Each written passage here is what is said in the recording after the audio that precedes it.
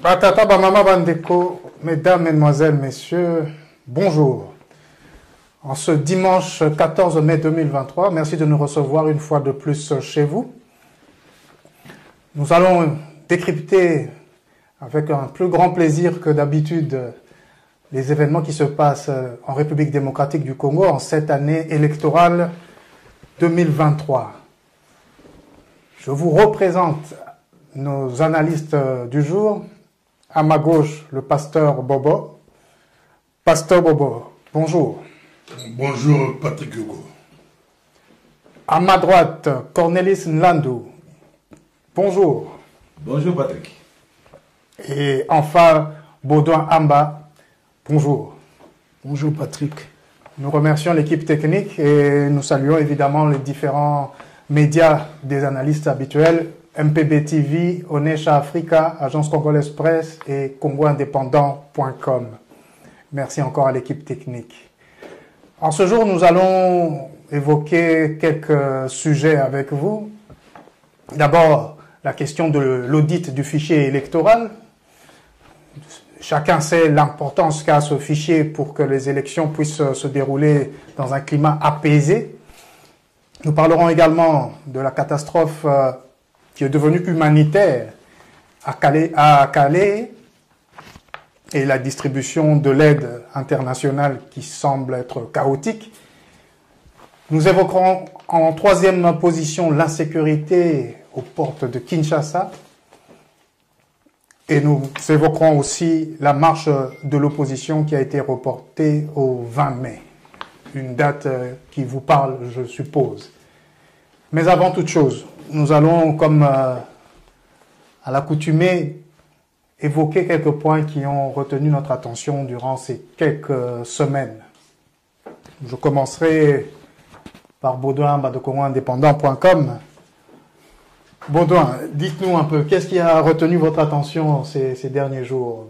Deux sujets maximum. Oui, tout à fait. Qui ne demandent pas débat. Oui, j'ai deux sujets. Premier sujet, c'est la loi Mouyaya, qui vise à mettre un peu de la salubrité dans le monde médiatique.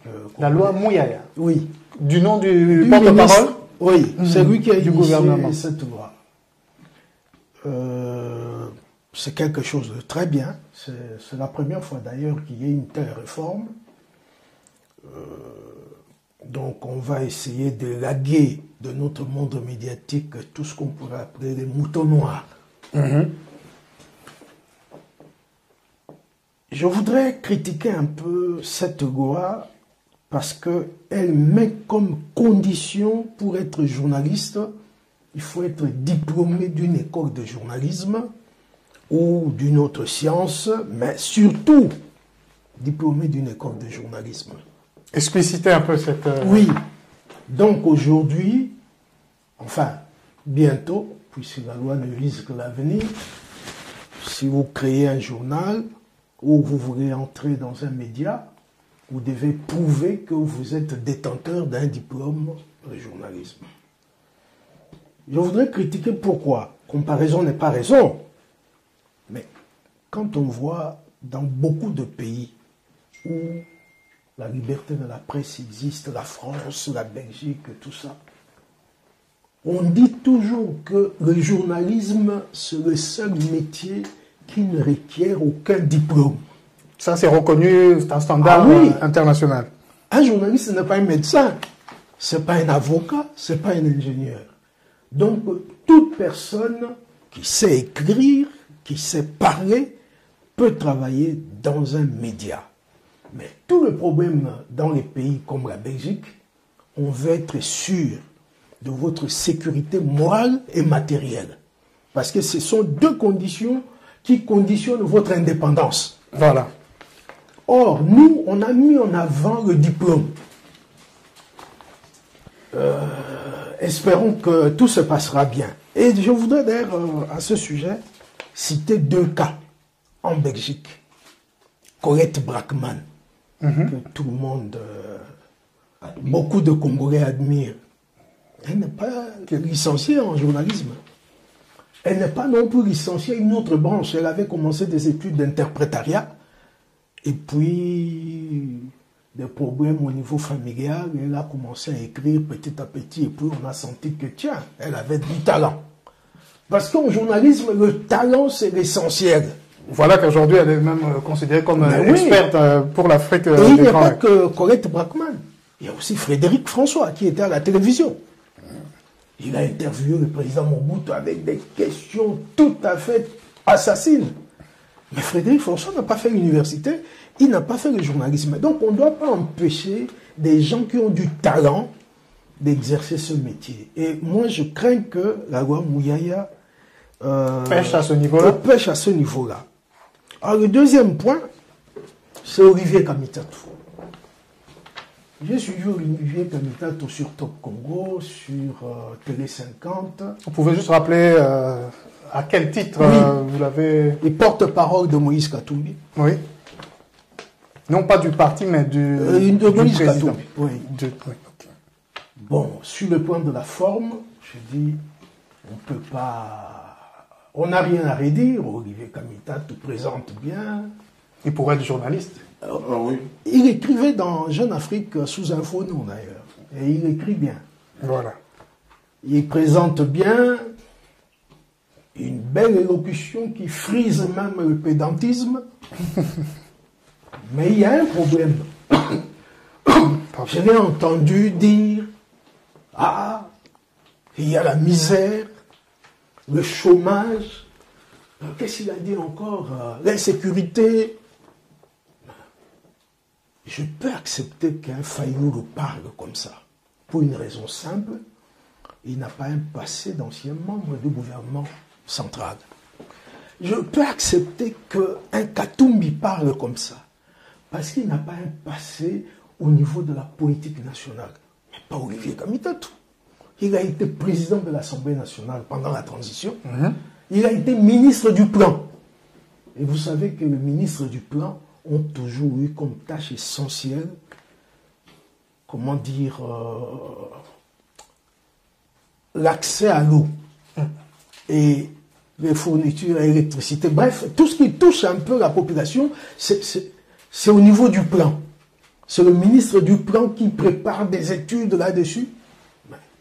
Il n'a pas laissé un souvenir de, comment dire, un grand gestionnaire d'État. Est-ce pour ça qu'on lui retire le droit de s'exprimer sur le chômage réel et l'insécurité d'ailleurs dont on va parler? Plus, il a parlé des risques de tripatouillage électoral. Mais Olivier Kamitatou, je crois que vous pouvez vous souvenir. C'est pas pour m'acharner à lui. Il avait demandé que le mandat présidentiel passe de 5 à 7 ans à l'époque de Kabila. Je ne sais pas si vous ne vous souvenez pas de ça. Mais c'est un tripatouillage ou c'est juste une option? Il y avait eu le septennat en France, au Zaïre aussi de l'époque. Bon, écoutez, quinquennat, septennat. Déjà, le quinquennat était mauvais. Et il voulait qu'il y ait 7 ans pour Kabila. Donc moi je dis, quand on a un tel passé, il faut un peu d'humilité. Il n'est pas bien placé pour émettre des critiques qui frisent la démagogie. Voilà, il aura son droit de réponse s'il le souhaite. Oui. Oui, évidemment, s'il souhaite être reçu. Cornelis, à vous la parole sur au maximum 2 sujets qui semblent... Oui, merci bien Patrick Yogo. Mais en fait, je n'avais aucun sujet pour aujourd'hui, mais seulement, je voudrais quand même vous faire partager certaines observations du moment. Allez-y. Et en fait, dans ces observations, je dirais que, à mon avis, le président Félix Tshisekedi est en train de frapper fort. Je crois qu'il est en train de mettre sur table ses dernières cartes en vue des élections. Ce seront des cartes jokers alors? Des cartes jokers, parce que, vous savez, il a initié il y a 2 ans, ce qu'on a appelé le développement des territoires à la base. Mais aujourd'hui, ce programme, c'était un projet, aujourd'hui un programme, ce programme a atteint sa vitesse de croisière. Déjà, nous avons vu l'inauguration à l'UPEN, à l'Université pédagogique nationale de Hommes des étudiants, modernisée. Mais également, dans les tout prochains jours, on va inaugurer au Kasaï, à Kisangani et à Kindu. Et donc, je crois que c'est quand même des réalisations qui vont peser gros pour sa réélection. Vous pensez que, juste pour alimenter, vous pensez que les Congolaises et les Congolais ne seront pas dupes? C'est pas un peu comme les t-shirts qu'on donne pendant les périodes électorales?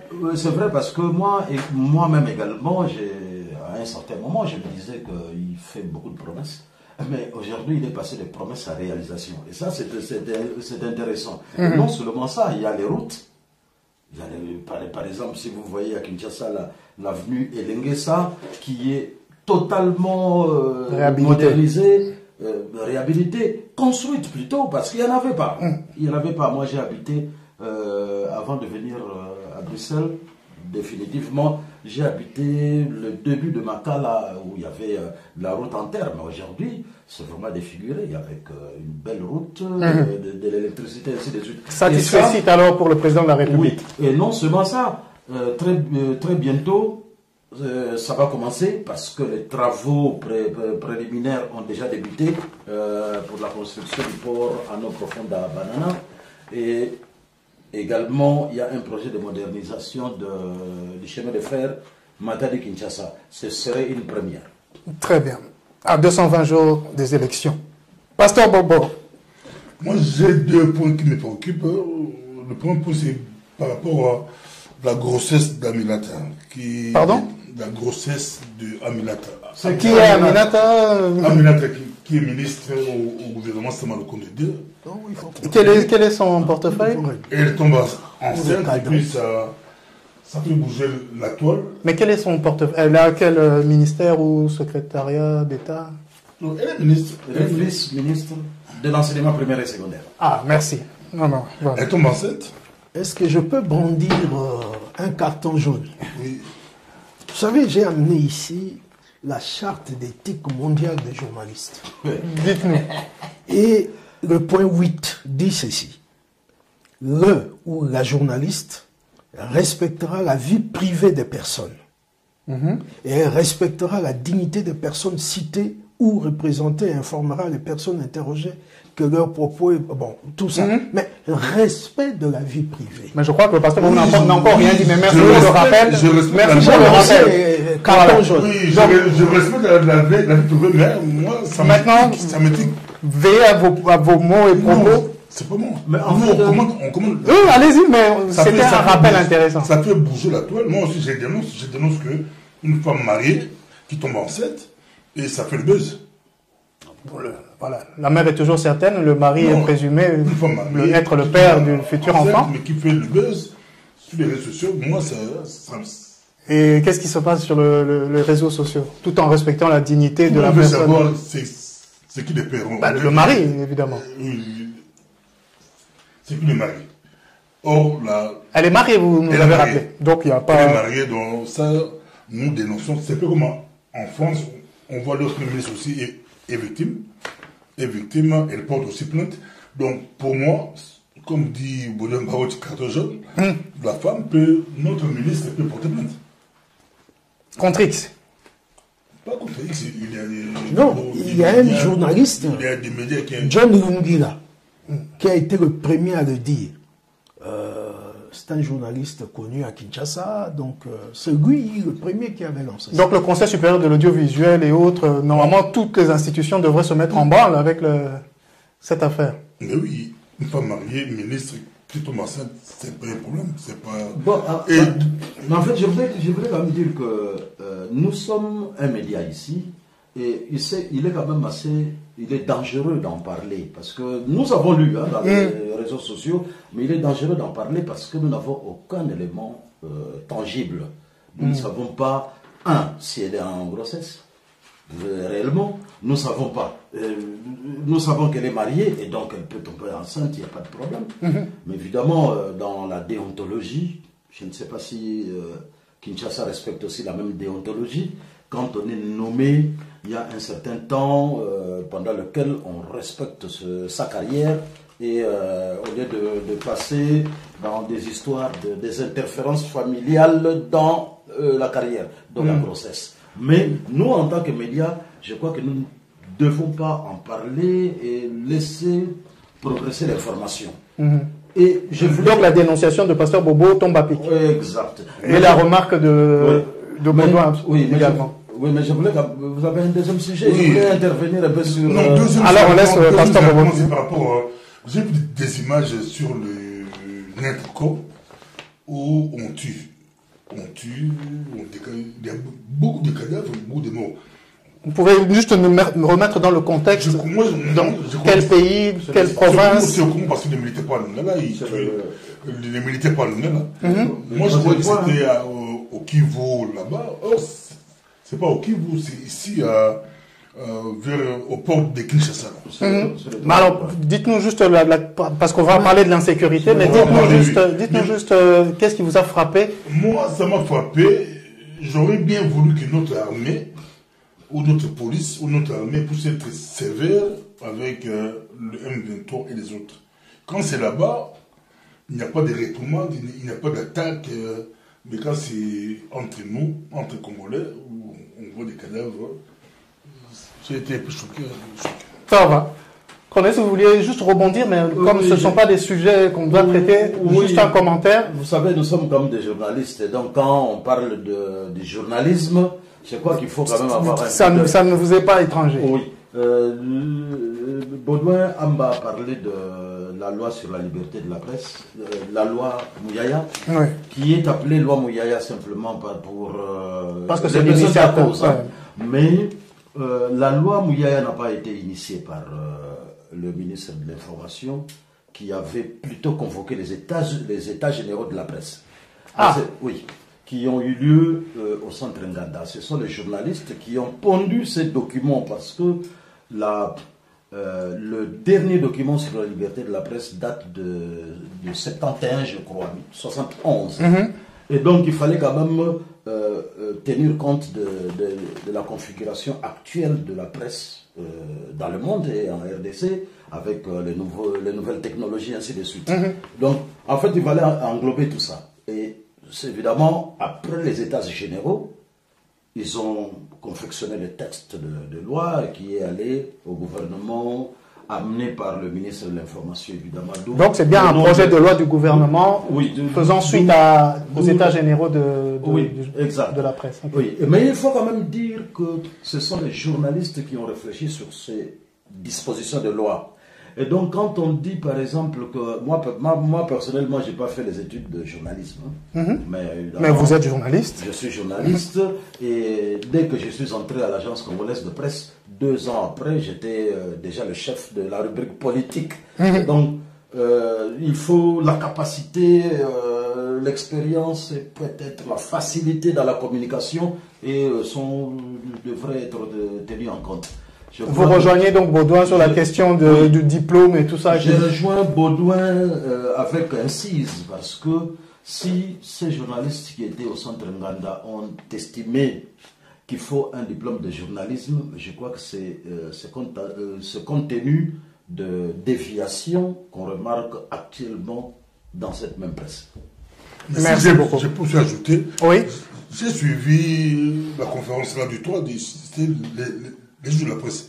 Ce que je n'ai pas compris, ou ce que je ne comprends pas par rapport aux autorités congolaises qui dirigent les médias, on voit l'ambassadeur des États-Unis, l'ambassadeur de Suède, des autres là qui insistaient, qui vont donner des fonds, des moyens pour aider aujourd'hui avec les réseaux sociaux, aider. Mais on voit de l'autre côté, on néglige des nouvelles technologies, les réseaux sociaux. Les Américains disent qu'ils vont mettre des moyens pour soutenir, parce que la presse aujourd'hui, c'est plus que la presse traditionnelle. Il y a autre chose, il faut travailler avec. Mais eux, ils viennent avec pour des restrictions, il faut vraiment serrer, être dur, parce qu'ils pensent qu'il y a eu débordement par rapport aux informations. S'ils coincent, ils mettent, il faut être diplômé. Demain, ça sera, aujourd'hui c'est licencié, mais demain ça sera père de mère ou doctorat. Ouais. C'est-à-dire, vous, les journalistes que vous êtes ici, nonobstant la loi qui a été déjà votée, déjà votée, ouais. Vous considérez que c'est plus une restriction des libertés qui est renfermée dans cette loi plutôt que une promotion de la liberté du journalisme et de la presse? Non, mais je crois, comme dit Bobo... On insiste un peu dessus parce que c'est quand même très important, puisque les médias, c'est le quatrième pouvoir après tout. Oui, Bobo dit qu'il y a eu restriction, mais c'est simplement sur les médias des réseaux sociaux, je crois, dont il parle. Je crois qu'il y a un problème quand même dans la vision de ces médias. Il faut dire que la plupart des gens qui ont été aux États généraux de la presse, ce sont des vieux journalistes.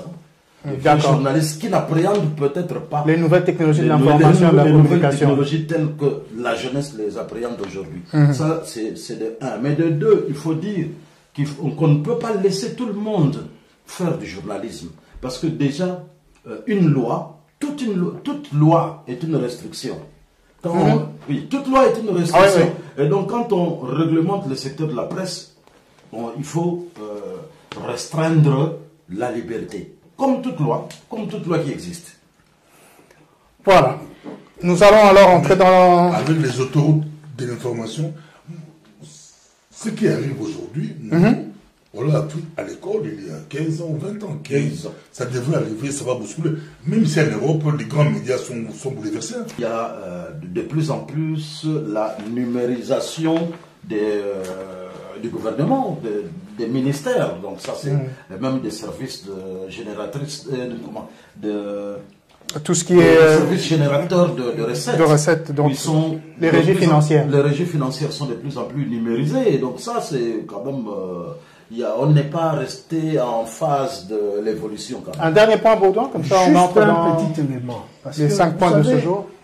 Nous avons une grande responsabilité, nous les journalistes. D'ailleurs, la liberté de la presse est inconcevable sans le sens de responsabilité. Et d'ailleurs, quand vous lisez le point 9 de la Charte internationale d'éthique, le ou la journaliste veillera à ce que la diffusion d'une information ou d'une opinion ne contribue pas à nourrir la haine ou les préjugés et fera son possible pour éviter de faciliter la propagation de discrimination fondée sur l'origine géographique, raciale, sociale et ethnique. Beaucoup de nos journalistes ne connaissent pas la déontologie. Mais je pense que le président du Conseil supérieur de l'audiovisuel s'est attelé à distribuer à tous les médias. C'est embryonnaire. La charte, la constitution et autres documents. Il y a beaucoup de gens qui ont vu ça, qui n'ont pas lu. Hein. Tout à fait. Merci beaucoup.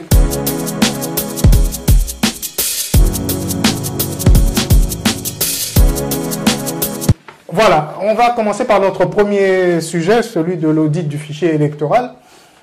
Vous avez tous entendu que la Commission électorale nationale indépendante de la République démocratique du Congo, cette institution d'appui à la démocratie, avait limité à 5 jours le délai pour auditer le fichier électoral tel que soumis à l'Organisation internationale de la francophonie, OIF. Et cette dernière organisation a tout simplement décliné ce service, c'est-à-dire d'auditer le fichier électoral. Voilà, jusqu'à ce jour, je ne sais pas si un autre partenaire s'est présenté pour auditer le fichier électoral, mais je vais juste vous lire l'exposé des motifs de la loi portant sur l'organisation des élections présidentielles, législatives, provinciales, etc. Et c'est très frappant. Plus que les cycles de 2006 et 2011, le processus électoral de 2018 a donné lieu à de nombreuses critiques de la part de toutes les parties prenantes relevant des griefs relatifs à certains faits, dont de multiples irrégularités, la faiblesse de compilation et de la traçabilité des résultats, le déficit de transparence des opérations de vote, la confusion sur le vote électronique, le dysfonctionnement de la Commission électorale nationale indépendante, etc. Il en résulte un climat général de méfiance qui propulse le pays dans un cycle qui n'augure aucunement d'un processus électoral apaisé lors des élections générales de 2023. Alors ma question à vous trois, et je commencerai alors par le pasteur Bobo qui est à ma gauche. Pensez-vous que le fait que la CENI ait restreint le délai pour auditer le fichier électoral à 5 jours est une bonne chose pour garantir ou apaiser l'opinion publique nationale sur la transparence et la crédibilité du processus à venir? Est-ce qu'il fallait vraiment limiter à 5 jours? Puisque c'est le seul élément qui pose problème manifestement, 5 jours. Si un autre partenaire arrivait, et si je vais rajouter un élément, on a entendu l'ambassadeur de l'Union européenne, en partance d'ailleurs, qui disait que même si un autre partenaire venait, 5 jours, il n'est pas expert, mais il trouvait que c'était vraiment très limitatif pour auditer un fichier électoral d'une telle ampleur. Je crois que cela ne se passe qu'au Congo. Moi, je laisse sur ma position. Aujourd'hui, en Turquie, on vote. Oui. On n'a pas écouté l'audit du fichier électoral qui a posé pour en Turquie. C'est qu'au Congo. Allez aux élections, on a la CENI. Tous les partis sont représentés dans cette CENI. Laissez-les organiser les élections. Même si vous auditez ce fichier électoral avec des experts qui viennent, je ne sais d'où, ça va toujours poser problème au niveau du Congo. Mais Pasteur Bobo, si c'est la CENI elle-même qui demande qu'on audite son fichier électoral, pour garantir la transparence, je vous ai lu rapidement. Parce que la CENI, c'est tous les problèmes qui ont fait que tous les cycles, c'est dans l'exposé des motifs de la loi, hein. Il en résulte un climat général de méfiance qui propulse le pays dans un cycle qui n'augure aucunement d'un processus électoral apaisé lors des élections générales de 2023. C'est la loi elle-même qui le dit, déjà, dans son exposé des motifs. D'ici le 25, il y a début dépôt de candidature des députés. Oui. 1er septembre, potentiel. Les jours passent. Donc, auditer ou ne pas auditer, je crois que c'est pas ça qui va retarder. Donc, peu importe le fichier tel qu'il est là, on doit juste être d'accord. Ils ont certainement bien fait les choses, pas besoin d'auditer. Tout le monde est représenté là-bas, ils peuvent aller. Sinon, ça sera rebelote. Ça, c'est le grand problème de l'Afrique. Je ne crois pas qu'on est sorti de l'auberge facilement. Donc, ça va continuer. L'Afrique. Votre position est claire et d'ailleurs, vous êtes constant là-dedans. Cornelis, pas d'audit jusqu'à présent du fichier électoral, à la demande de la CENI elle-même. Est-ce que, comme le dit le pasteur Bobo, qui audite ou pas, soyons confiants, toutes les composantes sont dans le bureau de la Commission électorale nationale indépendante, opposition, pouvoir, société civile. D'ailleurs, le président de la commission est toujours de la société civile, etc., etc. Tout va bien, Madame la Marquise, on peut continuer? Ouais, mais tout va bien, tout le monde est content. Non, je voudrais commencer par ce que vous avez dit, Patrick Yogo, c'est que c'est dans la loi qui est qu'on audite le fichier électoral. C'est dans la loi sur les élections, la loi électorale. Et donc, quelle est la préoccupation de la CENI? Parce que c'est la CENI qui a initié les dispositions. C'est la CENI, quelle est sa préoccupation? C'est qu'elle voudrait qu'il y ait transparence à toutes les étapes du processus. Et vous avez remarqué qu'elle a organisé les journées portes ouvertes du 25 au... Oui, je ne sais plus exactement quand. Pour que toutes les parties prenantes se rendent compte du déroulement du processus et des avancées. Alors, en ce qui concerne l'audit lui-même du fichier électoral, c'est que, on l'a dit, je ne sais pas la fois passée, que l'OIF est définitivement hors jeu. L'OIF ne va plus auditer le fichier parce que déjà plusieurs fois c'était élevé pour dire que non, on parle l'OIF parce qu'il y a une Rwandaise là-dedans, avec raison, parce que moi aussi j'aurais raisonné dans ce sens-là. D'autres personnes ont raisonné à ma place. Merci beaucoup. Il y a d'autres organisations qui sont à la porte pour l'audit du fichier. Notamment au niveau de l'intérieur, la CENCO et l'ECC.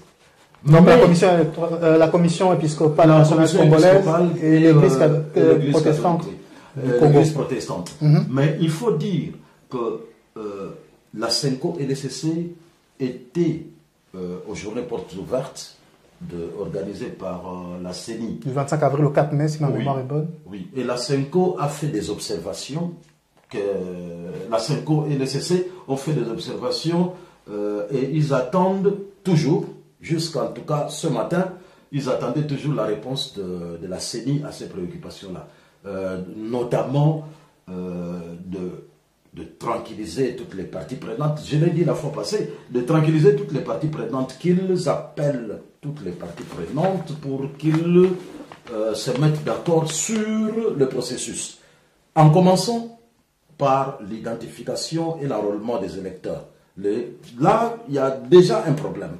Et donc, si on commence à passer par, on commence à sauter les étapes, on va à l'audit du fichier, dans un système. Alors que l'identification et l'enrôlement n'ont pas encore été discutés entre toutes les parties prenantes. Voilà. Et vous avez identifié, vous avez enrôlé de votre côté, et vous nous dites de venir auditer.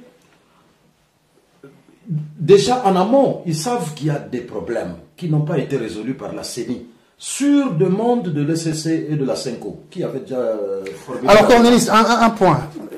Le pasteur Bobo le disait tout à l'heure. Toutes les parties prenantes sont bien représentées dans le bureau de la Commission électorale nationale indépendante ou pas? Mais vous savez, nous sommes en République démocratique du Congo, où quand vous parlez de parties prenantes, toutes les parties prenantes représentées, vous n'avez encore rien dit. Parce que on a vu des gens quitter le moboutisme pour le kabylisme, pour le fascisme. Et vous savez, vous pouvez mettre... je vous donne un exemple. Le FCC met Lambert Mende à la CENI. Vous allez dire qu'il est kabyliste ou fasciste? Vous ne savez même pas. Il y a l'union sacrée aujourd'hui. Aujourd'hui, il est lumumbiste. Et aujourd'hui, il est fasciste. Lumumbiste. Il dit lumumbiste. Avant, il était kabyliste lumumbiste. Aujourd'hui, il est fasciste lumumbiste. Donc, selon vous, à chaque étape, il y a des couacs pour le moment et ça ne sera pas apaisé.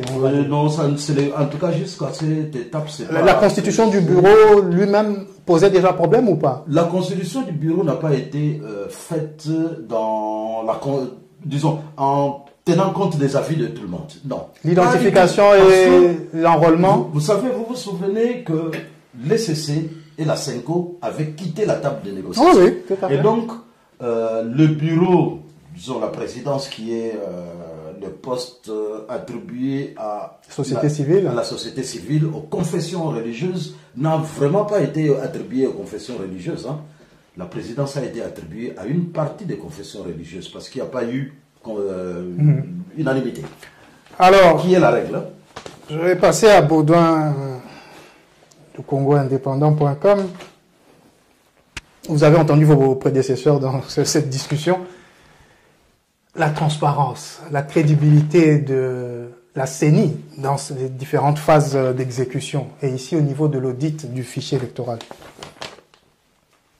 Que devons-nous attendre de la CENI maintenant?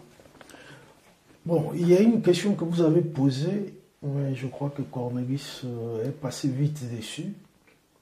Rappelez-nous la question. Si toutes les composantes sont dans le bureau. Sont représentées dans le bureau de la CENI. Vous savez, normalement, je ne sais pas quel est le texte qui régit cette matière, peut-être le règlement d'ordre intérieur de l'Assemblée nationale.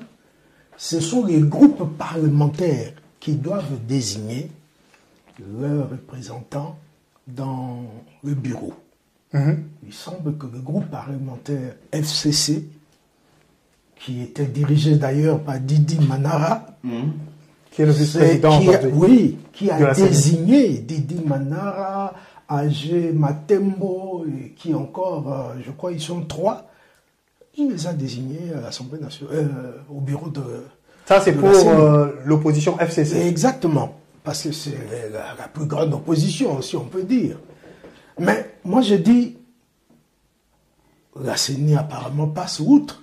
Vous avez suivi Madame Patricia Nsea, La rapporteure. on peut dire rapporteuse. C'est toujours ça, C'est ça a péjoratif, une connotation différente. évidemment. Elle a déclaré, c'était avant-hier, je crois, oui, Avant-hier ou hier. dans 45 jours, convocation de l'électorat. Oui. Dans 45 jours, pour la députation nationale. D'ici là, il y a du 16 mai au 20 mai l'audit externe du fichier électoral. Apparemment, parce que la CENI avait lancé un appel d'offres. Oui. Oui. Et je ne sais pas qui est l'organisme qui a pu, ou le cabinet d'avocats qui a pu gagner ce marché, mais il y aura audit externe du 16 mai au 20 mai. Ça, c'est toujours selon Patricia Nsea, qui est la voix autorisée pour parler. Alors, deuxième chose, c'est que du 21 mai, à partir du 21 mai, il y aura publication des statistiques des électeurs par circonscription électorale. Donc, 21 mai. Ça, c'est sur le planning tel qu'il a été défini. Tout à fait. C'est vraiment Il respecte le calendrier. officiel au niveau de la CENI. Peu importe le contenu de toutes ces phases, mais eux, ils respectent les dates. Et d'ailleurs, la dame a dit le train des élections est en marche. Plus rien ne va l'arrêter. Quid de la transparence, de la crédibilité? Oui, mais je vais continuer un peu son programme. oui. Du 16 mai au 22 mai, il y aura préparation du projet de loi portant répartition des sièges. Alors, et dépôt évidemment à l'Assemblée nationale, parce que c'est un projet du gouvernement. Oui. Ouais. Alors, le 23 mai, du 23 mai au 1er juin, le dit texte sera adopté à l'Assemblée nationale. Donc la loi sur répartition des sièges. Et du 1er juin au 15 juin, promulgation de la loi portant répartition des sièges. Donc, Alors, eux, c'est la date qui importe. oui, Il y aura élection le 20 décembre, même si tout ne s'est pas passé convenablement, même si la transparence, la crédibilité... non, n'est pas- je crois qu'ils essayent de respecter, parce que quand on analyse, on voit que l'élection présidentielle sera convoquée 90 jours avant l'expiration du mandat du président en exercice. Donc le 25 juin, convocation de l'électorat pour la députation nationale. Donc les députés doivent préparer leur dossier. Et donc la crainte, et je reprends encore l'exposé des motifs de la loi ici, afin d'éviter les crises politiques récurrentes dont l'une des causes fondamentales est la contestation de la légitimité des institutions et de leurs animateurs. Ma question porte sur ça. Est-ce que ce fichier électoral, d'après ce que vous nous dites, sera audité de manière externe de toutes Oui. les façons, que ce soit l'OIF, Tout à fait. peu importe, ça non, sera que audité. l'OIF n'est plus concerné. Oui, ça, on est tous En fait, d'accord. il y Mais, aura il une Ça a organisation. toujours été audité, mais ça a toujours posé problème. il y aura un audit, Il y ça... aura un audit externe. Ok.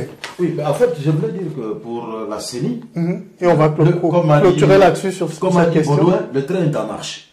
D'ailleurs, tous les intervenants de la CENI ont toujours déclaré que les élections vont avoir lieu à la date fixée, Tout à fait. le 20 décembre. Et donc, le train est en marche, ils ne veulent rien entendre des autres. Et c'est là que ça va poser problème.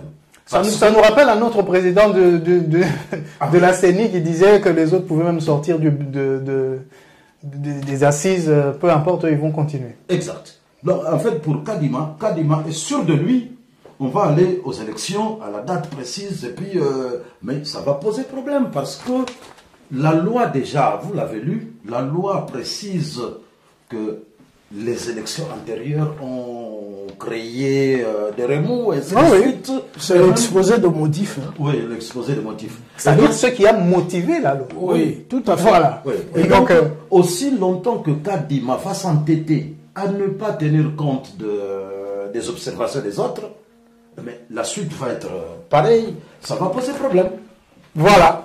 Il faut en fait j'allais terminer par là, amorcer la bombe en aval, désamorcer la bombe en aval. C'est plus facile. Ok, nous allons suivre ça de très près parce que ça devient très compliqué. Nous sommes à 220 jours des élections, donc dans 7 mois et 6 jours, il faudra absolument que tout se passe convenablement pour que nous n'ayons pas des crises à répétition. Je voulais ajouter un élément. Depuis 2006, il y a beaucoup de manœuvres dilatoires. Hier, c'est Kabila qui était entêté avec des CENI à sa botte, CI d'abord, CENI après. Et maintenant, il y avait toujours cette volonté au niveau de l'opposition de mettre en place un gouvernement d'union nationale pour une transition. Que Tshisekedi seul n'était pas légitime pour organiser des élections. Mais je crois que Denis Kadima est conforté par une sorte de reconnaissance au plan diplomatique. Beaucoup d'ambassadeurs ont défilé à la CENI et ils ont vu l'organisation et ils trouvent que non, ça fonctionne selon les standards internationaux. Espérons que les premiers concernés, donc la population congolaise, va trouver que c'est la même chose.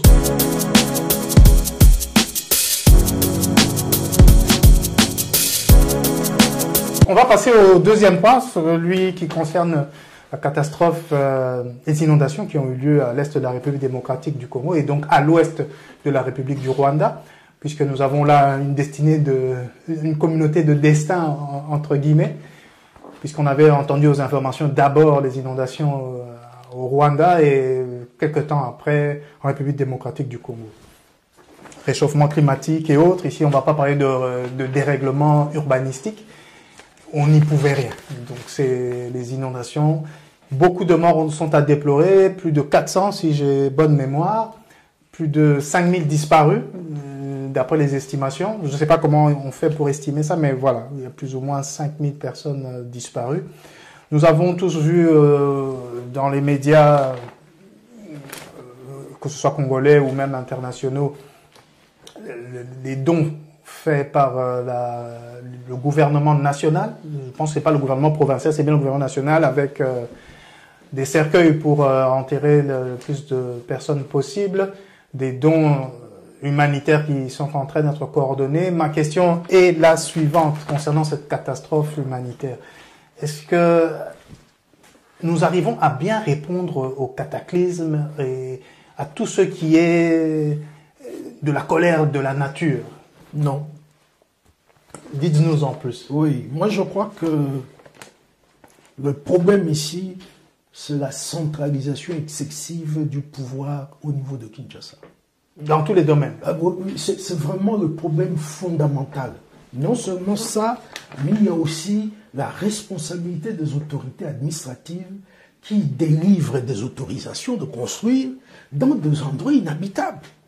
Donc la décentralisation, parce que regardez, il a fallu attendre que le ministre des Affaires humanitaires, Modeste Mutinga, on mette à sa disposition de l'argent, comment on dit, des couvertures, etc., pour qu'il descende 2000 km de Kinshasa à Goma, et puis Calais, je ne sais pas combien de kilomètres. Non, le problème fondamental ici, moi je dis, c'est cette centralisation, et pourtant, depuis 2006, tout le monde parle de la nécessité de décentraliser le pouvoir. Mais c'est en marche, non? Non, sur le papier. Oui. Mais effectivement, non. Effectivement, non. Tout se passe à Kinshasa. Est-ce que les provinces ont les 40% des recettes nationales comme prévues par la Constitution pour leur permettre de fonctionner? Justement, quand on vérifie, on sent que on voit vite qu'il y a des provinces qui accusent des arriérés.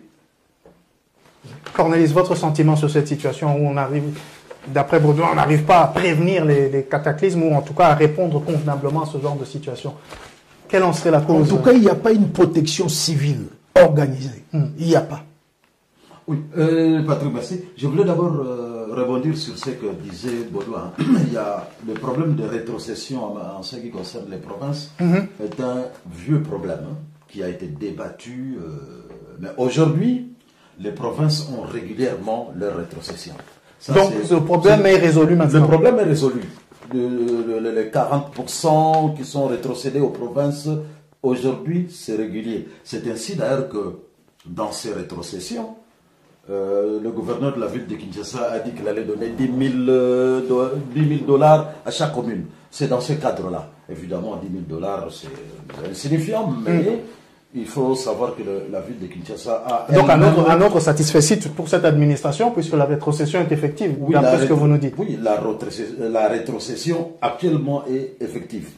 Et il faut dire que si à Kinshasa, par exemple, le gouverneur promet 10 000 dollars, c'est simplement parce que Kinshasa n'a pas une grande enveloppe en matière de rétrocession. Parce qu'elle-même... C'est souvent les provinces frontalières qui ont plus de recettes, évidemment. Et puis elle-même fait beaucoup de recettes, évidemment. Pour ça. Et concernant l'Est de la République, alors en ce qui concerne la sécurité et la protection... La sécurité humanitaire.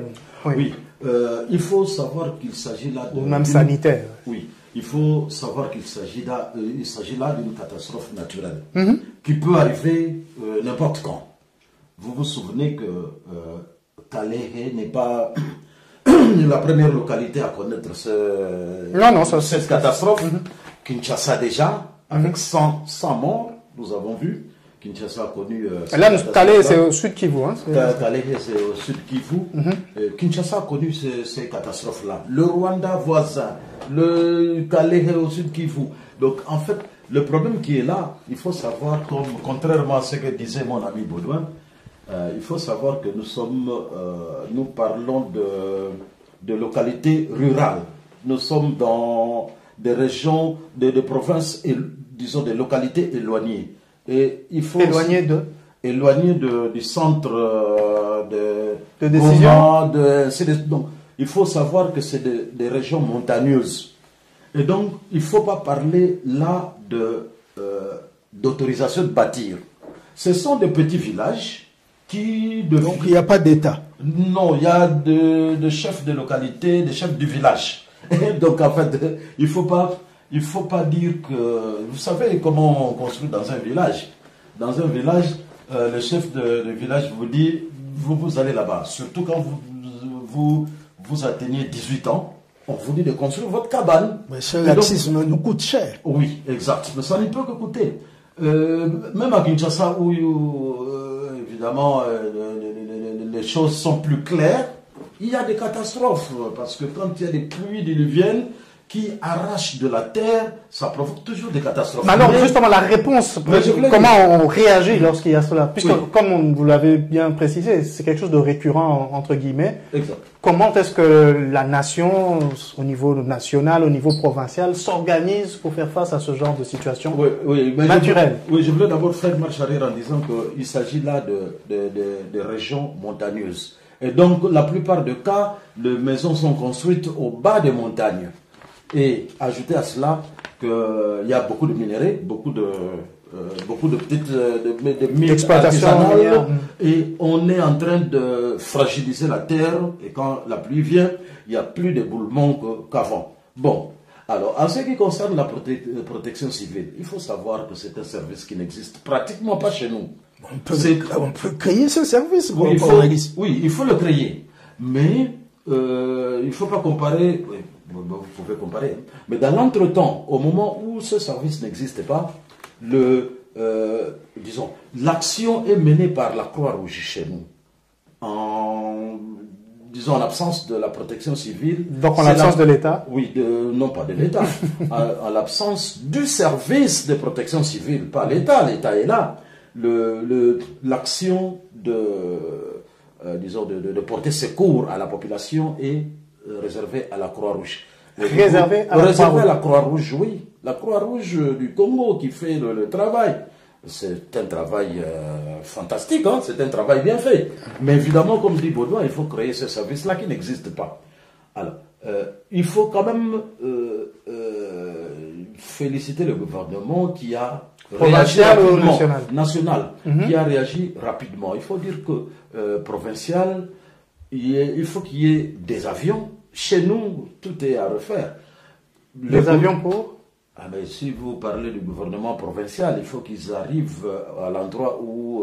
vous avez dit que c'était montagneux, il n'y a pas d'avions qui vont atterrir là. Mais, il faut d'abord que les gens prennent un avion, arrivent à l'endroit le plus proche, et puis voilà. Mais il faut quand même dire que il faut quand même un satisfait au gouvernement central qui a réagi rapidement pour venir au secours des rescapés.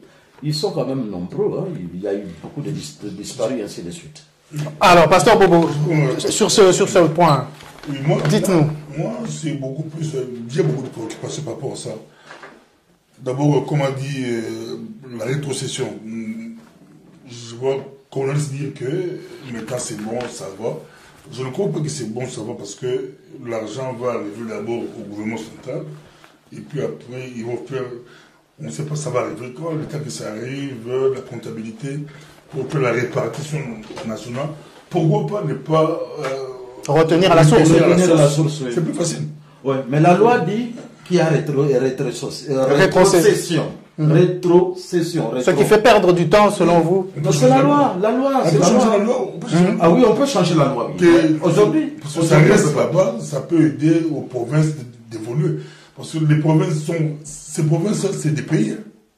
Exactement. Quand vous dites province, c'est des pays comme, un peu comme aux États-Unis, l'État ou le Rwanda, n'allons pas très loin. Au Rwanda, c'est rien. C'est une demi-province. Oui. Oui. Donc on peut modifier, qu'on donne confiance aux provinces, l'argent entre, ils prennent leur 40%, ils vous donnent 60%. Là, c'est plus facile. Et puis 10% va à la caisse de péréquation pour équilibrer un peu les provinces. Qui pose problème, ils construisent mal. J'ai vu une vidéo de notre confrère Sango. Sango, j'ai été sidéré de voir des pygmées qui ont construit des maisons proches de la rivière. Très proches. Et quel est le danger selon vous? Mais on voit que si l'eau déborde. Et vous pensez que ces pygmées-là, depuis toutes ces générations, ne savent pas que... Non, je ne crois pas que les pygmées d'antan construisaient près des rivières. Trop sages. C'est pour ça que je vous pose la question. L'homme noir maîtrisait la nature. Il savait que l'eau va se révolter un peu. Donc, ils construisaient à bonne distance. On les laisse vraiment à côté. Selon vous, ça serait quoi? On les a chassés de leur terre, c'est pour ça qu'ils se sont rapprochés de la rivière? Avec eux et qu'on leur explique, ils peuvent construire un peu plus loin. Bien qu'ils ont besoin de l'eau pour se laver, mais ils peuvent venir prendre de l'eau. Et s'agissant de Calais, est-ce que les 400 décès à déplorer ce sont tous des pygmées qui construisaient près des rivières? Calais, c'est autre chose. Eux, ils construisent en bas des montagnes. Oh, c'est aussi dangereux. Il faut construire sur la montagne. J'ai vu ça à Jérusalem, c'est bien qu'ils ont construit des maisons sur la montagne. À Kigali aussi, je crois, j'ai vu des reportages à Kigali. Si vous construisez en bas des montagnes, l'eau va vous amener. Et puis, il y a un autre point qui pose encore problème. Je crois Mukwege et la sénatrice Mouyambo, je crois, ils ont dénoncé la manière dont ils ont enterré ces gens, fausse commune. Quand même. Il paraît que c'était pour éviter la putréfaction, puisqu'il n'y a pas de morgue ni quoi que ce soit, donc il fallait vite enterrer, d'après ce que j'ai entendu. Oui, mais on peut enterrer corps par corps. L'État n'était pas présent à ce moment-là? Oui, mais non, attention, il faut faire remarquer qu'ils ont été enterrés corps par corps, mais dans une fosse commune. Donc, en fait, on ne les a pas jetés dans une fosse. On ne les a pas jetés, ils ont été corps par corps, mais il n'est pas nécessaire de creuser à chacun un petit trou, parce qu'ils ne sont pas identifiés. Hein. Ces personnes-là ne sont pas identifiées. Elles ne sont pas identifiables non plus? Sûrement identifiables. Dans des villages, on peut le faire.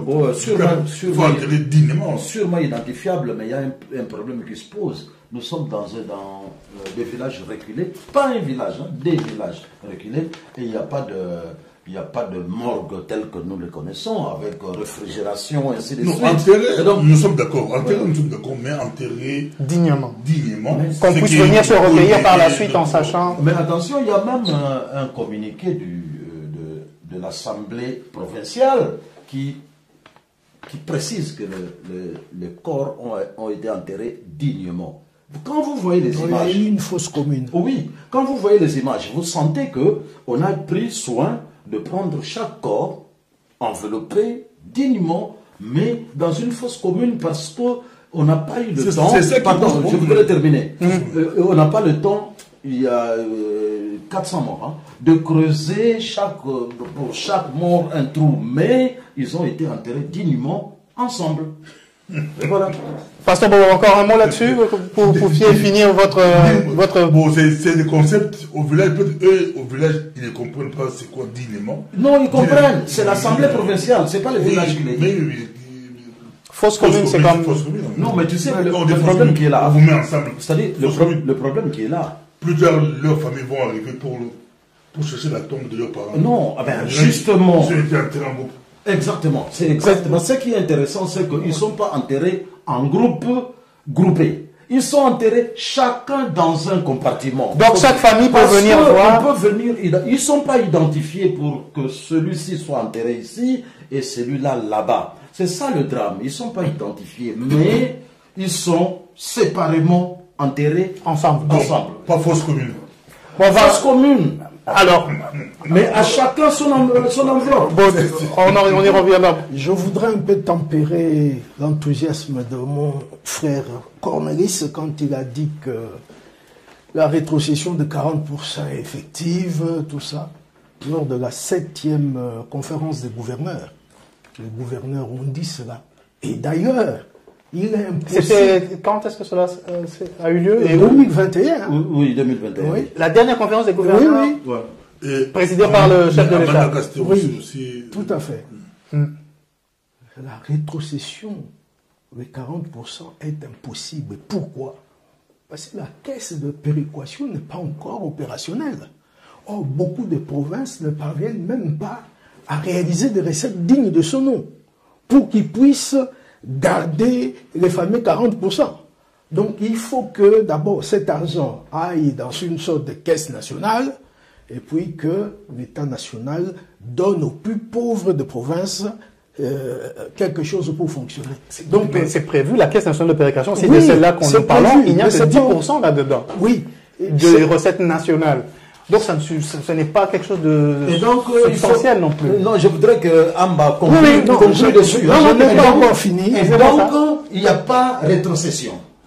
Beaucoup de provinces ne vivent pas cette rétrocession comme telle. Non, mais je vous dis qu'il y a... Faute de recettes qu'ils perçoivent. Et donc, Le Katanga, oui. La province du C'est Nord bien. Kivu, Sud Kivu, et peut-être province orientale, oui.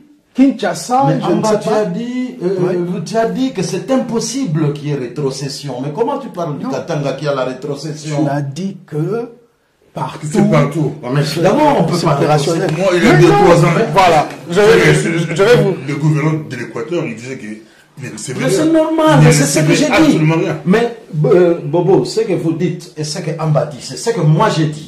C'est-à-dire, aujourd'hui, la rétrocession est effective. C'est-à-dire que je vais vous Hier, mettre non. tous d'accord. On C'est ce qu'on a rétrocède dit. ce que l'on rapporte entre guillemets. Voilà. Non, mais alors... Aujourd'hui, le 14 mai 2023, c'est effectif. Mais oui, mais puisqu'il y a de traces. C'est effectif sur papier. Non, Parce sur que les le terrain. provinces le moins nantis n'obtiennent pas les 40%. Non. Vous savez, le 40%, on ne parle pas de 40%, il y a une caisse de péréquation dont vous avez parlé. Non, on doit créer Pardon. cette caisse. Pardon. La caisse est envisagée, mais l'argent est rétrocédé aux provinces. Il faut dire que... Mais sur base de quoi, Pardon. Cornelis? Mais je ne sais pas. Mais des ressources qui On va en parler. Non, on parle justement. Que nous avons déjà dépassé 60 minutes, on va passer on reviendra sur la question de la rétrocession et de tout cela.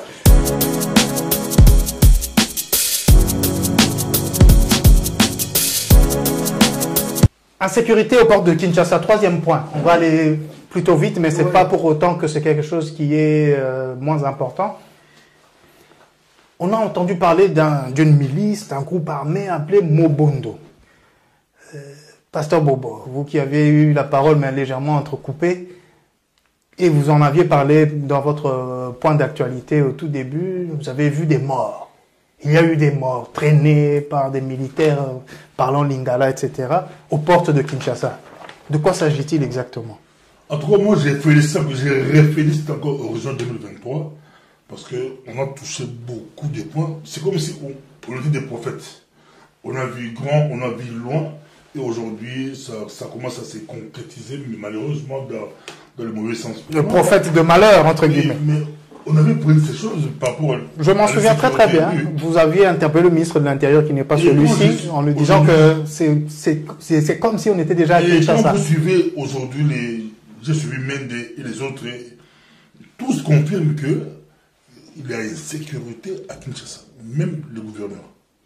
Le gouverneur de la ville de Kinshasa lui-même dit qu'il y a insécurité. Quand il a dit aux autres qu'il faut attendre, donnez-moi 4 jours pour essayer de vérifier parce qu'il a des machettes, il a des... Par rapport au... Donc, il y a une insécurité vraiment grave à Kinshasa. Or, on pouvait prévenir. Alors, puisqu'on nous dit souvent que nous critiquons beaucoup, ce qui est très bien, mais qu'on devrait proposer aussi des solutions. On peut le faire, même si ce n'est pas notre travail, mais comment faire pour prévenir cela? Puisqu'il y a des gens qui sont payés pour prévenir, ce qu'on appelle les dirigeants. J'ai reçu, il y avait un grand débat à l'actualité compliquée, il y avait un gars de France qui s'appelle Bivens, j'ai pu le saluer. Il a fait une proposition que j'ai beaucoup aimé, pas proposition, mais il nous a rappelé que à l'époque de Mobutu, comment Mobutu gérait cela? Mobutu avait la DSP, Division spéciale présidentielle. Oui, qui contrôlait Kinshasa. Et qui contrôlait aussi, je crois, les Kwamoto. Et puis, il y avait aussi CETA qui était en face de l'aéroport. CETA qui contrôlait aussi l'aéroport. Le centre d'entraînement des troupes aéroportées. Oui, c'était l'aéroport. Mais il y avait la... Camp d'entraînement des troupes. Il y avait Kibomango. La DSP contrôlait jusqu'au port de Bandundu. Donc la division spéciale présidentielle protégeait non seulement la famille présidentielle et ses biens, mais aussi les frontières. Pour moi, je proposerais qu'on peut mettre des camps militaires. Qu'on mette des camps militaires aux alentours des grandes villes. Vers Komut, à l'entrée de la capitale. Des camps militaires.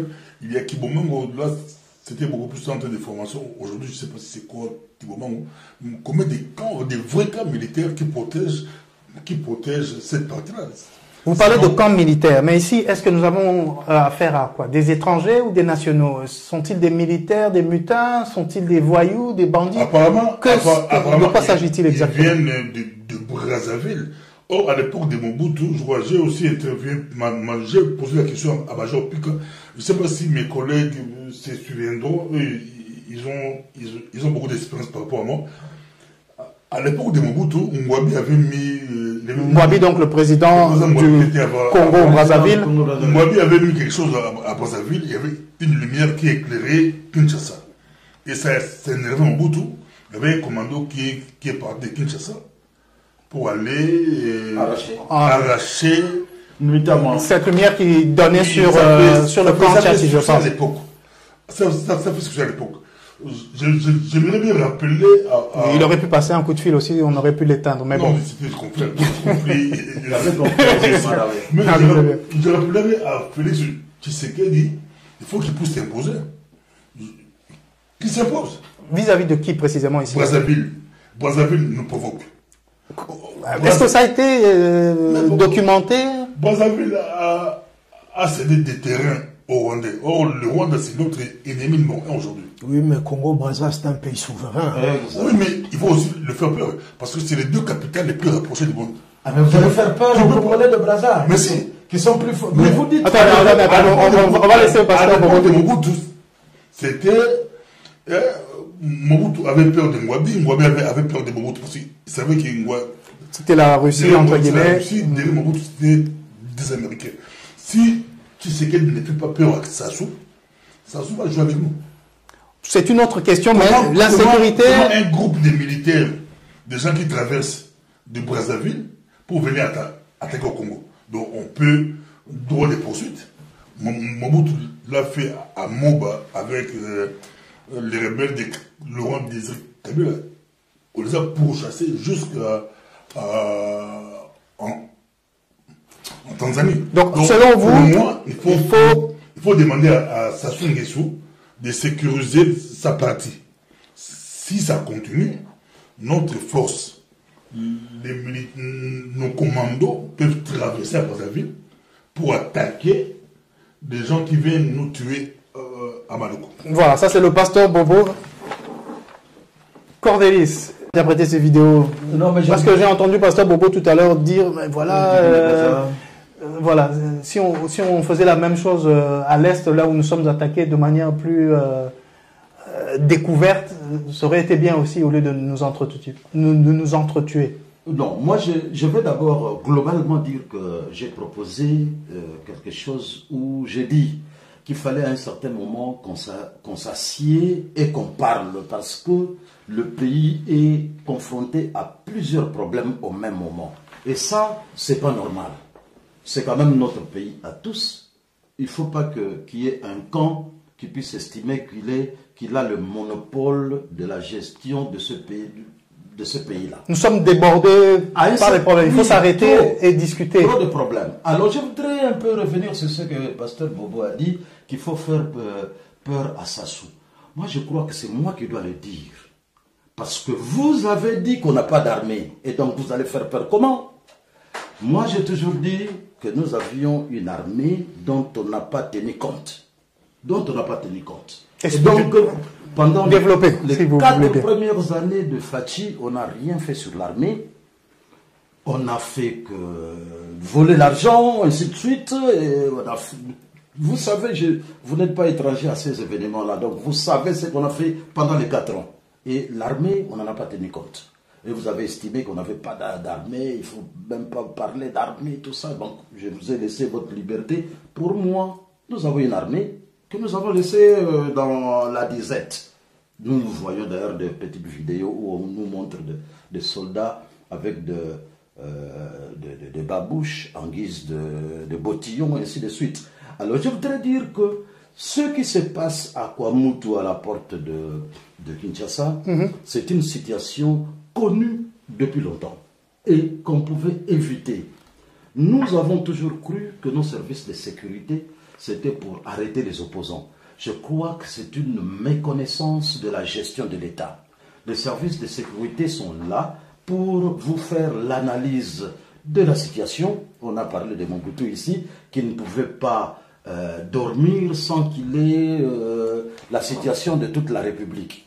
Moi, je crois que c'est ça le rôle premier des services secrets, c'est de faire des analyses, sécuriser le pays au niveau des rapports et dire que non, là-bas, il y a quelque chose. Nous avons vu des vaches traverser. Il y a longtemps, tout le monde a vu des vidéos de vaches traverser. Où sont parties ces vaches? On ne sait pas. Aujourd'hui, il y a des vaches dans le Congo central. C'est depuis au moins 2 semaines ou 1 mois que ces vaches sont là. Qui s'en occupe? Personne. Peut-être qu'il y a des rapports qui sont faits et rédigés, mais qu'on n'en donne pas suite.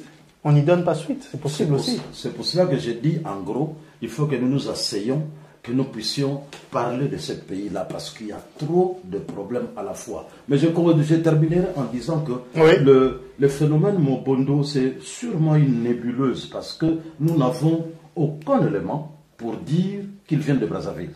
Ils peuvent venir de Brazzaville, mais il faut savoir que ça a commencé par un conflit Teke-Yaka, le conflit qui a évolué. Et donc, on ne sait pas s'il y a des éléments qui viennent aussi de Brazzaville, possible. Mais il faut qu'on nous le dise. Baudouin, sur cette question, Menkao, Mongata, tout ça, maintenant on parle que c'est la prolongation du conflit ou le Yaka Teke, d'autres parlaient d'achat de terre par Joseph. Enfin, de quoi s'agit-il d'après vos sources? Mais moi, je crois que nous avons tort de considérer notre pays comme un pays normal, un État normal, où il y a un gouvernement, des services qui fonctionnent, de sécurité, les forces armées, l'Assemblée nationale, tout ça. Mais nous avons été dirigés pendant 18 ans par Joseph Kabila, un homme qui a porté un autre patronyme avant d'adopter celui de Kabila. On ne sait rien sur ce monsieur. La police est infiltrée par des étrangers. L'armée est infiltrée par des étrangers. Quelqu'un a même parlé de 500 officiers supérieurs d'origine rwandaise. Mais où était l'Assemblée nationale, le Sénat, tous les contre-pouvoirs qui existent? Tous ces gens, c'était des Congolais aussi, non? Ils étaient nommés par Kabila. Quand on dit des députés nommés. Donc les Congolais ont accepté eux-mêmes de prendre des gens qui on n'a pas demandé leur avis. Il y a un pouvoir qui a décidé que X sera là, Z sera là. Bon, 18 ans après Kabila, 4 ans, il y a 18 un autre ans chef après d'État. Kabila, Félix arrive. Je suis vraiment au regret de dire, je ne suis pas son porte-parole, mais Dieu nous en pour préserve. démanteler un tel système, d'abord, il a perdu 2 ans par la cohabitation avec Kabila. C'est très bien parce que votre phraséologie est parfaite. Ah oui. Il a perdu 2 ans. Oui, il a perdu 2 ans. De son propre chef, puisqu'il pouvait faire autrement. De son propre chef. Kabila avait 65% des ministères. 65%. Défense, c'était un kabiliste. Justice, un kabiliste.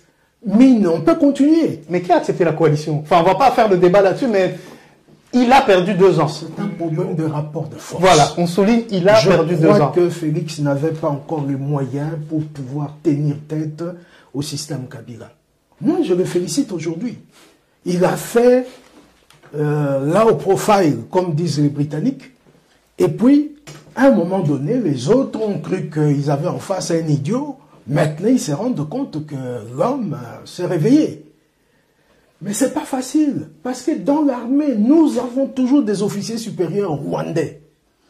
Dans la police, il y en a même des sous-officiers. Bon, peut-être qu'on peut aider le gouvernement. Alors, si vous avez la liste des 500 officiers supérieurs rwandais, etc., pourquoi ne pas communiquer directement au service de renseignement pour qu'on fasse le travail? Vous savez, si c'est aussi clair et précis que ça. Un journaliste ne peut pas être un auxiliaire d'un gouvernement. Le gouvernement a des services de renseignement. Le gouvernement doit mener des enquêtes à travers ces services de renseignement pour démanteler. Mais vous avez suivi l'affaire qui s'est passée au Sud Kivu et à Goma. Rappelez-nous. Des fonctionnaires de la DGM. Direction générale de l'immigration. Oui, et de la douane habitent à Gisenyi. Des fonctionnaires congolais. Le matin, il se lève, il vient travailler au Congo, Kinshasa.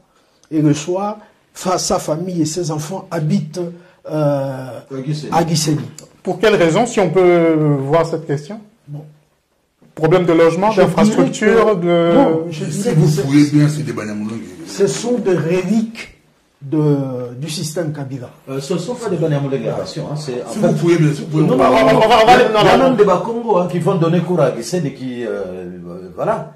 On va laisser Bordeaux finir et passer au point suivant, mais... En fait, c'est un problème de loyer. C'est moins cher de l'autre côté. Et puis, il y a de... Voilà. Les gens de là en parlent. Alors, Baudouin, dernier mot sur cette question d'insécurité au port de Kinshasa. Le pasteur Bobo a dit que nous l'avions annoncé ici, prévu, il fallait quand même... On pouvait prévenir cette situation. Oui. Cornelis l'a confirmé, que ce n'est pas des choses nouvelles qui apparaissent. D'ailleurs, le conflit Yakate existait depuis un certain temps maintenant. On en avait parlé ici également. Alors, que devons-nous faire? Ou que doivent-ils faire? Je vais faire une diversion par une petite anecdote. Colin Powell. Nous en sommes très friands d'ailleurs. Colin Powell, à l'époque, chef des armées américaines, est allé en visite en Iran, à l'époque du Shah. Le Shah avait une sorte de garde impériale appelée les Immortels. Ils étaient très bien habillés, chaussures bien cirées, tout ça. Colin Powell écrit dans ses mémoires, il dit, quand j'ai vu ces gens, je dis, ça sont des soldats de la parade. Ils sont bons rien que pour les défilés militaires. Et quand Khomeini, la vague Khomeini a déferlé, on s'est rendu compte que cette armée du Shah était une armée de parade. Sous Kabila, on a vu des défilés, des chars, des orgues de Staline défiler. Tout ça, ça se trouve où? Où est cette armée que Kabila affichait lors de chaque défilé? Moi, je me pose la question. Et maintenant, où est cette armée? L'armée est à refaire. Moi, je vous dis toujours que le Rwanda a ôté la vie à plusieurs milliers d'ex-phases. des commandos, des forces spéciales envoyées à Kitona dans un centre, dans un camp de concentration. Mais je trouve que les Congolais ne parlent pas assez de cette affaire. Même Jean-Pierre Bemba a écrit dans son livre Le choix de la liberté. Kagame a donné l'ordre à Kabarebe et Joseph Kabila. Ils ont envoyé des trains entiers avec les éléments de phase. Donc aujourd'hui, quand les gens rigolent, le Congo n'a pas d'armée. Les gens ne comprennent pas que c'est le Rwanda. On devait même les traduire à la CPI. On va s'arrêter là sur ce point-là. Bientôt, ça sera le 16 et le 17 mai. On va en parler de l'AFDL. Je crois qu'avec le pasteur Bobo, nous aurons l'occasion, mais c'est encore à confirmer, d'interviewer quelqu'un qui a commandé une troupe au niveau de Kenge. Et on va aller en détail sur cette affaire et on verra comment le Rwanda, grâce à nous-mêmes ou à cause de nous-mêmes, a pu prendre la tête de notre pays.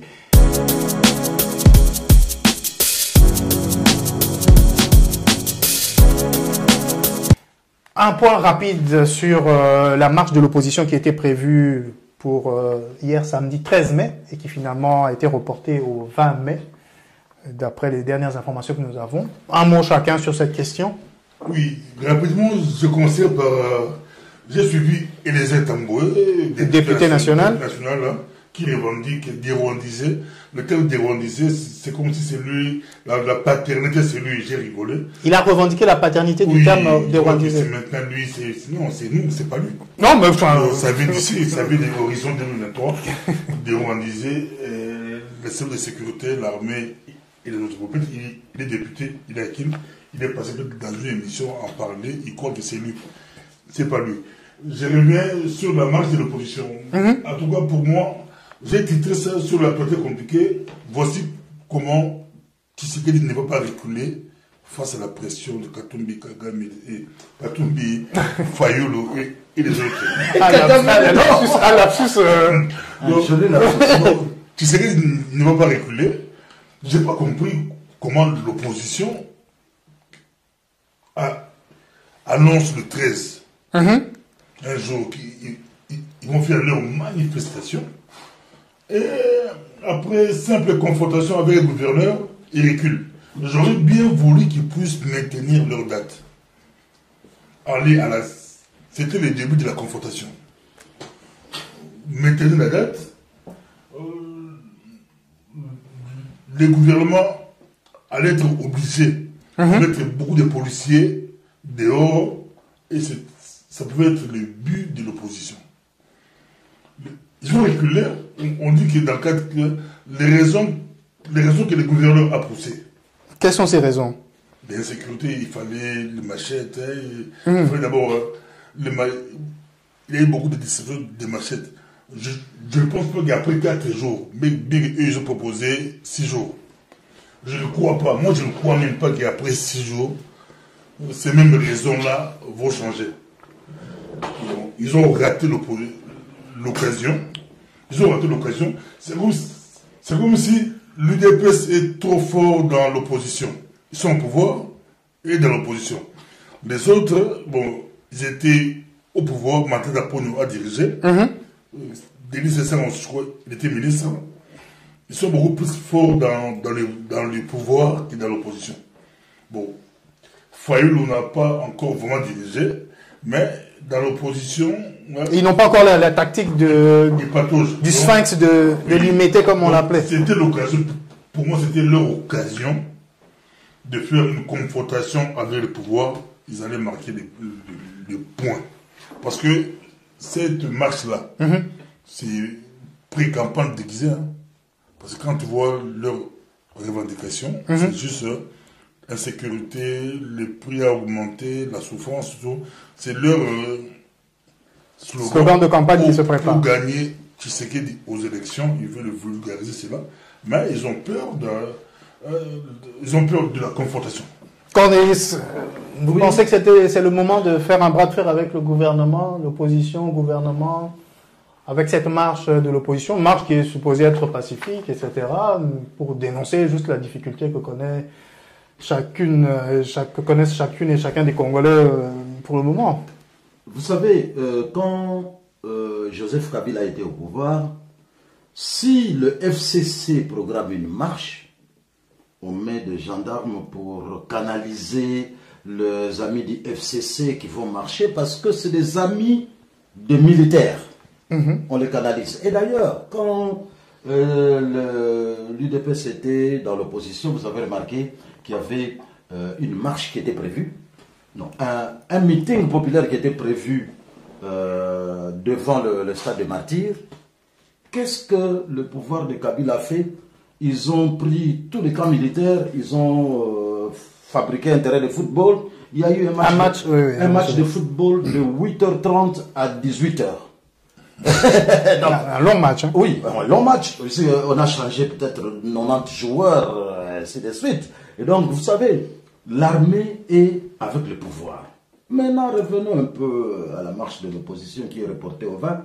Moi, je crois que c'est même sage. Et il ne faut pas parler de l'UDPS dans cette marche, hein, parce que l'UDPS n'est pas là. Oh, c'est la marche de l'opposition. C'est l'opposition et le gouvernorat de la ville. Le gouvernorat étant... Non, j'ai compris l'UDPS par rapport au pouvoir. Oui. L'UDPS a décidé Oui, mais dans l'opposition. Oui, exact. Mais ils n'ont pas peur de l'UDPS, hein, parce qu'on ne peut pas parler de la peur de l'UDPS ici. Il faut parler de l'opposition et le gouvernorat.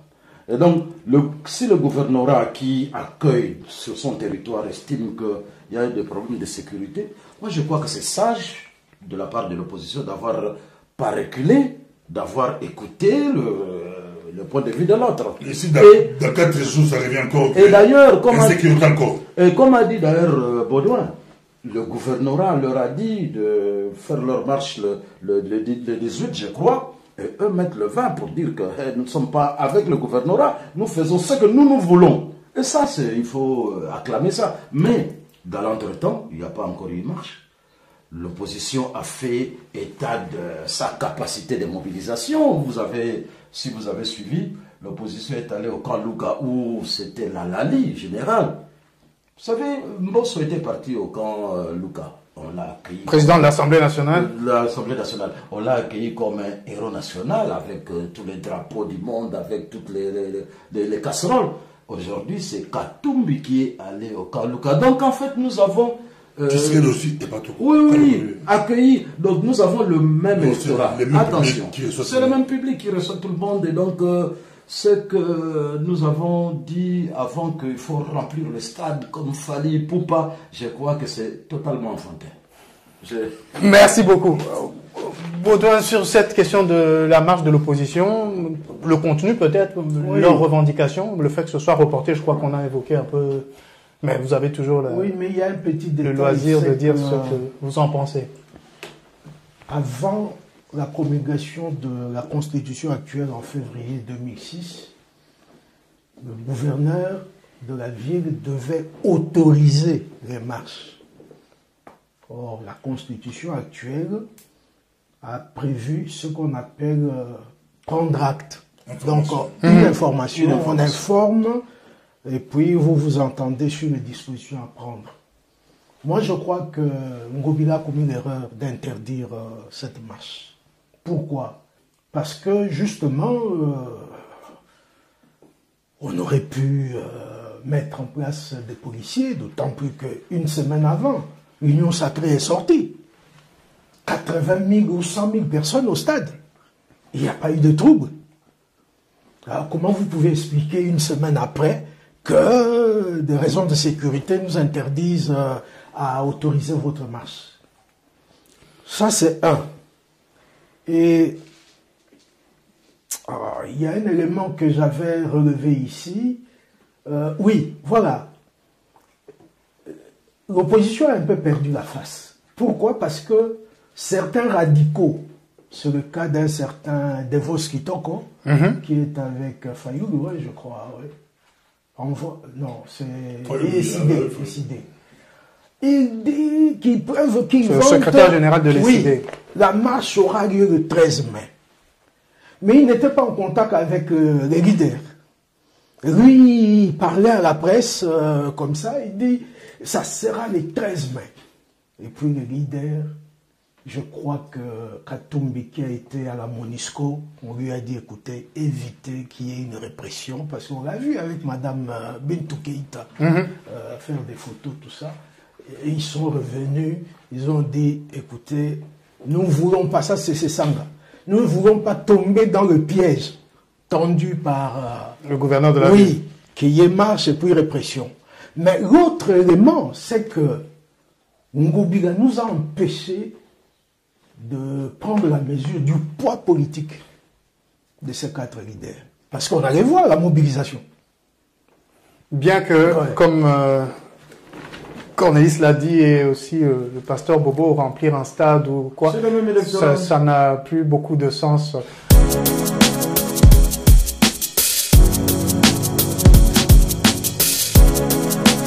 Avant d'achever quand même, on va parler de ces fameux contrats d'approvisionnement en maïs organisés par le gouvernement national, avec à sa tête le ministre de l'économie et toute une ribambelle, permettez-moi le terme, d'autres ministres sectoriels en République sud-africaine et puis en Zambie.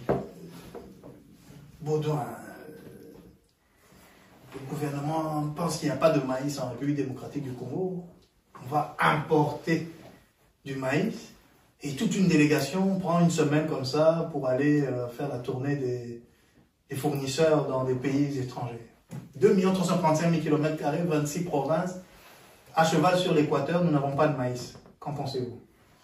Bon, je veux dans un premier temps positiver, dans le sens que lorsque un produit manque sur le marché, il faut trouver des devises pour les importer. Ça, c'est tous les États du monde le font. Lorsqu'un produit manque sur le marché? Oui. D'accord. Ou s'il y a un déficit pour offrir à la population, il faut importer. Donc, c'est normal que nous puissions importer ce qui nous manque. Mais là où c'est quand même contradictoire, c'est que je prends le chef de la délégation, M. Kamere, a écrit un livre où il a répété plusieurs fois que nous avons 80 millions de terres arables. Il le répète partout où il passe. Oui. Mais comment se fait-il? Ça, c'est l'ironie du sort. Un pays comme le nôtre, à l'époque de la Belgique, colonie belge, nous étions exportateurs de tous les produits agricoles. La organisation, évidemment, est venue, les Congolais ont pris les plantations et on sait ce qui est arrivé. Mais est-ce que le gouvernement a vraiment cartographié dans tout le pays où on peut encore nous alimenter? C'est la question que moi je me pose. Et puis, une délégation gigantesque. Quelle honte! Oui, ministre. Vous pouvez nous les citer? Enfin, les portefeuilles, pas les noms, oui. Peu importe, les portefeuilles. Le ministre du Commerce extérieur. D'accord. Hydrocarbures. Hydrocarbures. Pour le maïs, hein? Oui, pour le maïs. D'accord. Agriculture. C'est pour mettre du pétrole dedans. Industrie. Évidemment, ministre de l'économie lui-même, Kamere. Qui d'autre encore? Le ministre près le président de la République. Oui. On est déjà à 6 ou 7 là. Voilà, en tout cas, il en fait 8. Hein, voilà. Il y a certainement une raison. Cornelis, vous avez une idée pourquoi il y a une délégation d'autant de ministres pour, de ce que nous on sait, acheter du maïs? Oui, mais je suis d'accord avec Baudouin quand il disait que quand une denrée manque, il faut l'importer. Et quand une denrée ne manque pas, il ne faut pas aller chercher ça en Zambie, en Afrique du Sud, ainsi de suite. Donc, ce que cette délégation gouvernementale a fait là, c'est tellement ridicule qu'il ne faut même pas en parler. C'est pour cela que j'ai dit qu'avec tous ces problèmes que nous avons, même des problèmes de raisonnement, parce que, comment voulez-vous? Mais c'est normal. Comment voulez-vous? Moi, je crois qu'on a mis Sama Lukonde, les pauvres, dans cette merde. Comment voulez-vous que Sama Lukonde puisse, tel qu'on le connaît, un gars brillant, un gars sérieux, signer cet ordre d'émission pour que les gens aillent chercher du maïs en Zambie et en Afrique du Sud? Alors que nous savons, c'est pour ça que je disais, il faut que nous nous asseyions quelque part pour que nous en parlions. Il y a trop de problèmes. Nous savons, nous qui connaissons la République démocratique du Congo, nous savons qu'il n'y a pas pénurie de maïs en République démocratique du Congo.